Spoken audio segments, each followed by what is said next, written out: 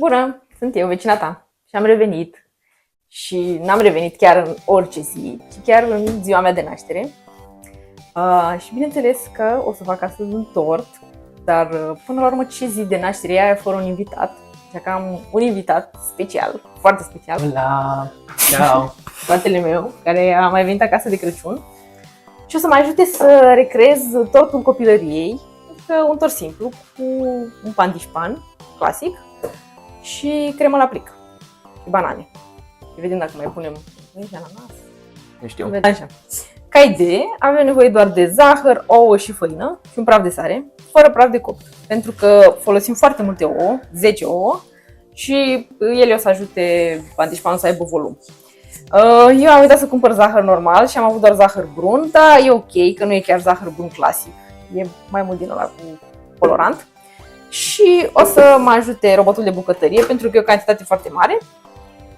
O să mixez ouăle cu zahărul până când se dublează sau chiar se triplează în volum. Apoi adaug făina cernută și cam asta e. Dăm la cuptor și asta e tot pandișpanul. E o rețetă super mega simplă, dar de efect. Și e și ușor de reținut. Doar 300 de grame de zahăr, 300 de grame de făină și 10 ouă. Un praf de sare. Pentru gust. Un praf de sare pentru gust. Bun. În timp ce gătești, trebuie să-ți cureți blatul de lucru. Da, fac asta întotdeauna, acum n-am avut ce să curăț. Da, observ. Sau să încerci să-l murdărești cât mai puțin. Da. Securizezi asta și după îl bagi priză. Greșeala numărul 1. Da, scuzați-mă. Asta e o greșeală pe care o fac mereu. Bun, și acum...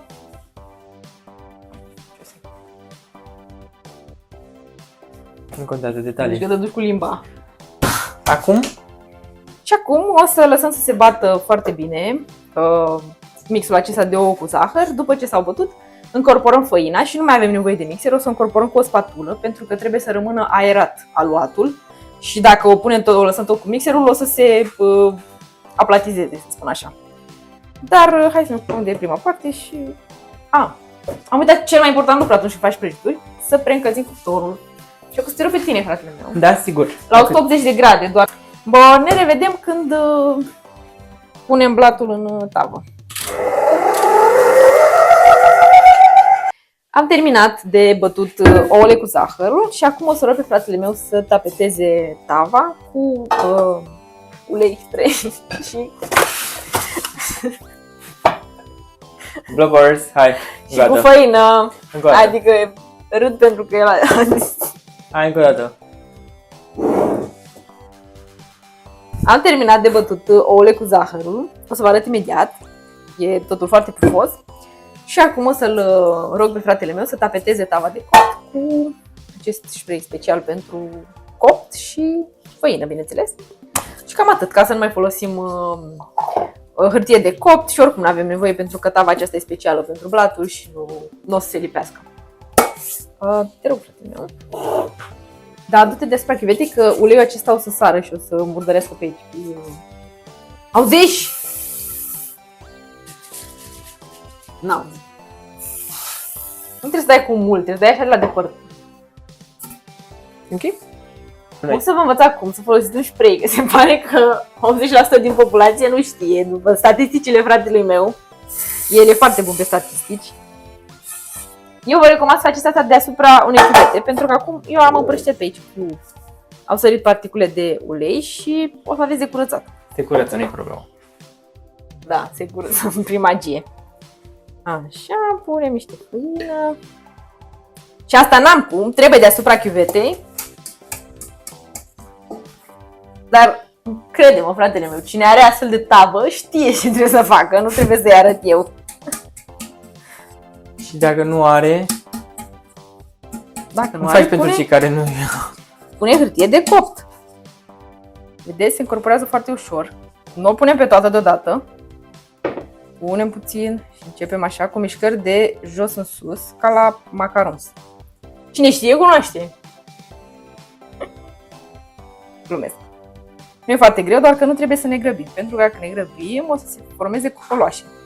Trebuie incorporat puțin câte puțin, dar nu durează chiar așa foarte mult.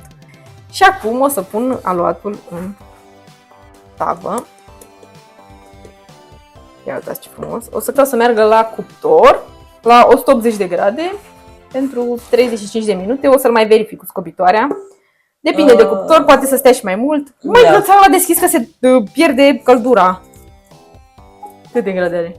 Da, fratele meu se crede foarte experimentat în acest domeniu. Dar face grijile de amator. Uitați ce bule frumoase. Și ne vedem cu rezultatul final. Și acum ultima parte. Mai departe scrie în carte. Trebuie să tăiem tortul. Cred că o să-l tai în 3, da? Ca să facem 2 straturi de cremă. O să-l umplem cu niște cremă la plic, pentru că, în caz că nu v-ați dat seama, noi recreăm tortul copilăriei, exact cum îl făcea mama noastră, cum ne făcea de multe ori de zilele noastre de naștere. O să pun niște poze pe aici. De fapt, o să pun niște poze la sfârșitul videoclipului, ca să vedeți de la aniversările noastre. Și o să punem și niște banane, pentru că, din nou, așa făcea mama noastră. Și, sincer, mai simplu, mai clasic, mai bun. A, da, și o să însiropăm cu un sirop cu apă și zahăr. Bun, okay. Și am lăsat să se răcească acest sirop, vă dați seama că nu putem să-l punem fierbinte pe blat. Și acum, în timp ce eu o să tai tortul, fratele meu se ocupe de crema de ciocolată. Este o cremă simplă, doar amestecăm praful din plic cu 250 de ml de lapte rece și câteva linguri de zahăr pudră, iar apoi o să mai punem niște mascarpone ca să fim siguri că că nu e crema moale și că e destul de stabil tortul. Te rog, fratele meu, să măsori. Cu 250, da? Da. Ok. Pe zahăr pudră? După gust. Nu foarte mult. Taram! Mama, am emoții. Ia uitați, dragii mei. Îl mai nivelăm din banane. Arată foarte bine. Arată ca o roată de cașcaval. Vreau să însiropez, te rog frumos, să-mi spui cum ar trebui să ne însiropez în primul rând și care este tehnica. Dacă poți să-mi exemplifici.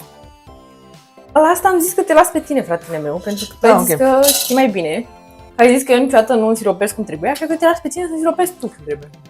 Să te văd. Ia uitați cum tai banane. Ia uite ce frumos. Cu spatula, nu? Păi ia o lingură să pui cu lingura cremă și luăm spatula asta de nivelat. Această spatulă specială. Ok, stai să acum. Deci am uitat de cremă. Pune în mijloc. Am uitat de cremă, eu vreau să însiropez tot tortul, doar că acum ce vom face? Vom pune crema, cum se spune?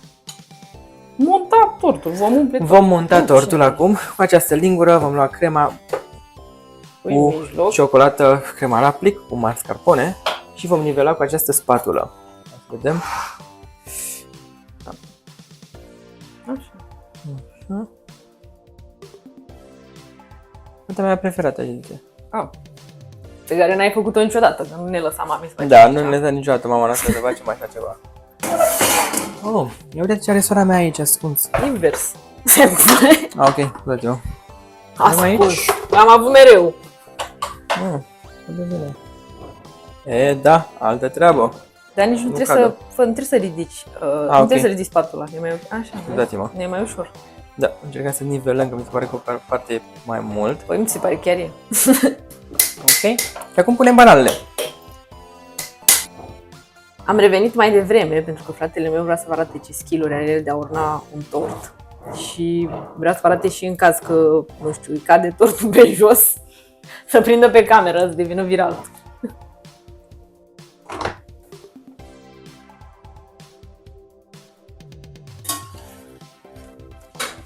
Și după ne însiropăm.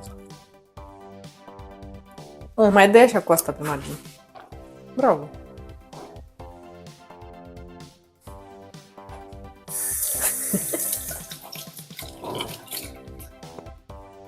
Și îl însiropez eu între timp. Însiropez și căpăcelul acum, pentru că n-am mai avut sirop și a trebuit să mai fac o cantitate și să se răcească, bineînțeles.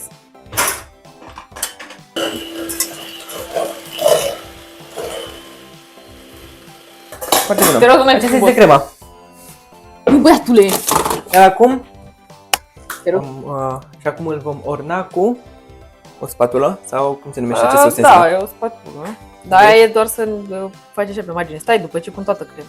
După ce pui toată crema, atunci o să încep să finițezi, ok? Da. Hai, văd skill-urile de cofetar. În primul rând, un cofetar nu face tors cu crema la plic. A, da.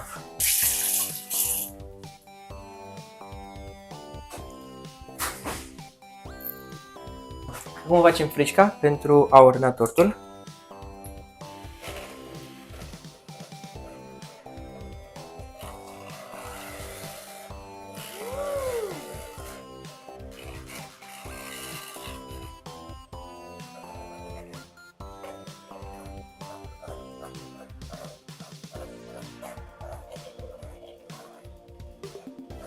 Acum vine partea amuzantă, ordinatul tortului, scrisul, cum le spunem, și spuneți-ne în ce limbă ați vrea să scriem pe acest tort.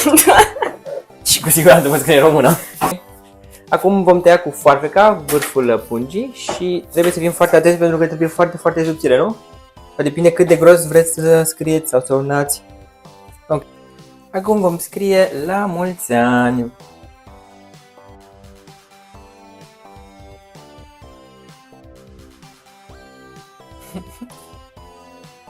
Bravo! Trebuie să pun la sfârșit.